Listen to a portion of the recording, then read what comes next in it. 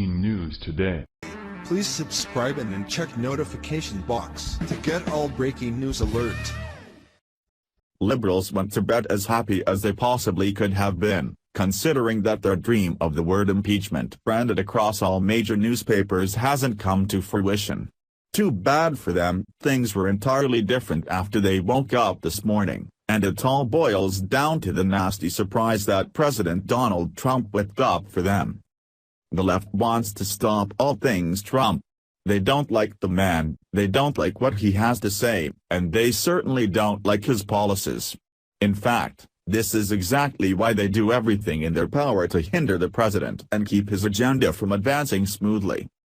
Perhaps the biggest example of this was Trump's travel ban, which was enacted to thwart the threat of terrorism.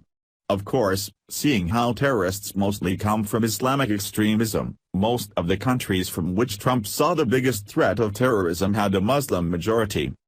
Because of this reality, liberals everywhere immediately expressed outrage, and then, a single judge was allowed to shut down the policy of the president.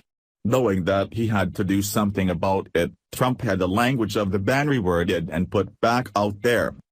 Unfortunately, once again, it was denied by a single judge. Most of the country was left wondering how a single person had the power to block the president, but that was certainly the case.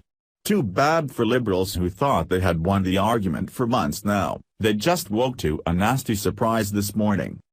According to BizPac Review, the Supreme Court has ruled and is allowing the latest travel ban to take full and immediate effect. As one would imagine, liberals have thrown yet another collective temper tantrum, with the hissy fit growing as outraged leftists continue to wake to the news. The U.S. Supreme Court Monday allowed the latest iteration of President Donald Trump's travel ban to take full effect for the time being, as lower courts continue to wrestle with lawsuits fighting the ban.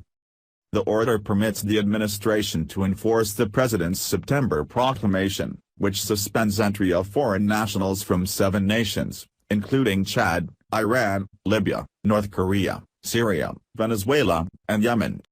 In the end, there were just 2 dissenters, Justices Ruth Bader Ginsburg and Sonia Sotomayor, go figure.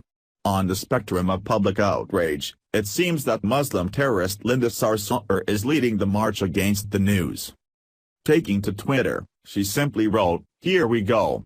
White supremacist agenda continues. #No Muslim ban ever."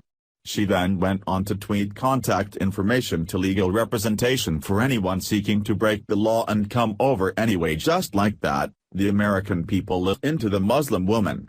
You see, what Sarsour doesn't realize is that this isn't a Muslim ban, it's a terrorist ban. This is proven by the fact that Venezuela is on the list. For those unaware, Muslims only make up 0.4% of the country.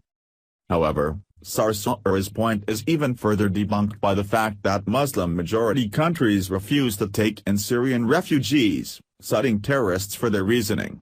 In short, this is a terrorism ban, not a Muslim one.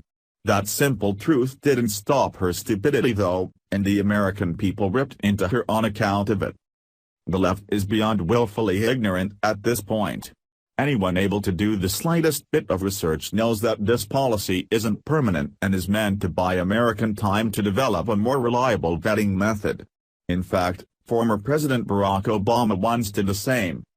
Sadly, because this was created by President Donald Trump, liberals would rather put the lives of their fellow Americans at risk just to spite our elected president. Trump is doing the right thing here, and we're thankful that he's able to do it before the left is responsible for even more bloodshed at the hands of terrorists. Share the story and leave a comment by clicking one of the buttons below. Follow us on Facebook at Mad World News.